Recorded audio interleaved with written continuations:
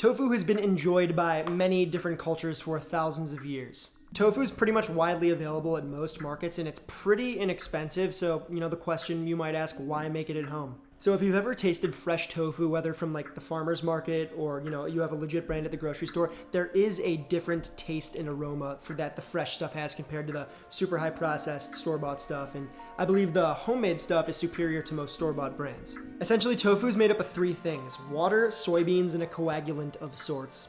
Coagulant meaning something that makes something else coagulate, which means change into a solid or semi-solid state. And if you're confused already, don't be. In this video, we're going to be going over the tofu making technique, and then we're also going to talk about how to sort of mess with its consistency and make it as firm or as not firm as you want. The main ingredient to make traditional tofu is soybean. There aren't many ingredients here, so quality does matter. Just get yourself some nice high quality, non-GMO soybeans for this. Here we have some unsoaked and soaked soybeans. Submerge 2 cups of dried soybeans in water and let them soak overnight. Once soaked, the beans plump up to nearly triple their original size and turn this sort of brighter yellow. Add 4 cups or 946 mils of water to a blender, then drop in 2 cups or 310 grams of soaked soybeans, then just blitz on high until a smooth puree forms. After a minute or so, you should be good, so pour in that soybean puree mixture thing into a medium saucepan. We need to slowly bring this up to a slight simmer, then let it run for 10 or 15 minutes. This stage will just help develop flavor. I like to skim most of the foam from the top of the mixture just at the beginning here. It cleans things up and kind of makes the milk strain easier during the next step. Bring the mixture up to a boil, then back it down to a simmer and cook it for 10 minutes. Lightly stir it to keep things moving and sort of, take care that the bottom doesn't scorch. If you are familiar with cheese making, this next step in the process is fairly similar to that. Grab yourself a fine mesh strainer and some cheesecloth. This is cheesecloth. It's good for many things, one of them being straining tofu mash. Set up the strainer over a bowl so that it can catch the liquid that we're about to pour into it. Now line the strainer with the cheesecloth. This extra cloth screen is going to make sure that almost no solids get into our final liquid. Pour the barely steaming soybean mixture into the strainer and let it drip into the bowl for 10 or 15 minutes. After some time, once you've given the solids a chance to cool, reach in and use your hands to squeeze out any remaining precious white gold from the mash. That looks familiar. This leftover soy mash is called okara in Japanese or biji in Korean. Don't throw it away. There's a lot you can do with this stuff, and I'll show you one way to utilize it in another video. Just wrap it up and pop it in the fridge. Congratulations, we've just made our very own homemade soy milk. Now for the coagulant. Today we're going to use Nigari to make our tofu. Nigari, also called bittern, is a natural product produced by seawater evaporation.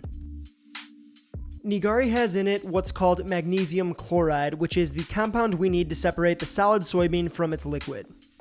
I know, magnesium chloride might sound a bit chemically and science experimenty, but I do assure you this stuff has been used for a very long time to make tofu, and it's totally safe to use. I'll provide a link to purchase the stuff in the description below if you do so need it. We don't need much nigiri here. Dilute 1 tablespoon nigiri to 2 tablespoons water, give it a mix, and set it aside for now. We need to bring the soy milk up to 170 degrees Fahrenheit or 76 degrees Celsius before we add the nigiri. Pour the soy milk back into a medium saucepan and bring it up on medium-low heat. It's worth noting that this process will not work with most commercial soy milk products. Those products just have stabilizers and other preservatives in them that can sort of mess with things. We're going to introduce the nigiri in 2 steps. Add half of the nigiri mixture to the warmed soy milk, then cover it with a lid and wait 5 minutes. After that 5 minutes, add the remaining nigari, cover, and let it sit for another 5. Breaking up the time in which we add the nigari will help it distribute more effectively. After all the nigari has been added, our soy milk should have some nice jiggle to it and look like sort of a broken sauce. Which is totally okay, that's good. If your tofu looks like this, then your nigari did its job. Now it's time to strain. Set a cooling rack in a sheet tray to catch the excess water as it drains. You really don't need to do this per se, but it'll keep the draining tofu out of its own liquid. To form tofu, we need a mold. This inexpensive plastic one totally gets the job done, but you can also repurpose a leftover tomato or grape crate. It'll do the same thing. A taller container works best, but so long as you have something with drainage, you're Gucci. Line your mold with a couple layers of cheesecloth and place it on the wire rack. Carefully pour the separated soy milk into the mold. Wrap it up in the cheesecloth, then plop the lid on. You're going to want to use something to weigh it down, either canned goods or a bottle, or you can just MacGyver something else, whatever works.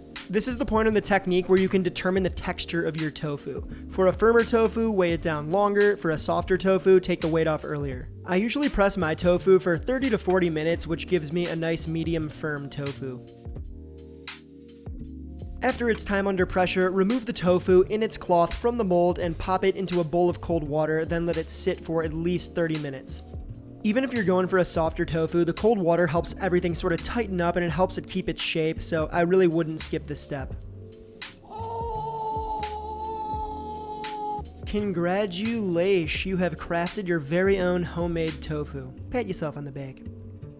You can use this stuff immediately or submerge it in water and pop it in the fridge. It should be good for 5 or 6 days or so.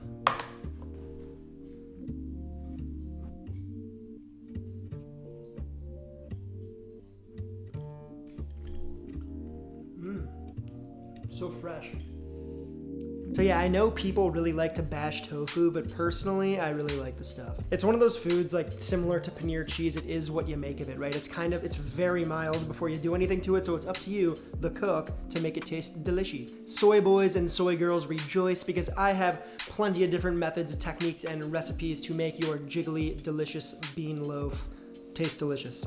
As usual, if you decide to have a whack at making your own bean block, tag me on Instagram, take a picture of it, tag me on Instagram. I love to see what you guys are up to in the kitchen. And I will see you beauties next week, so au revoir.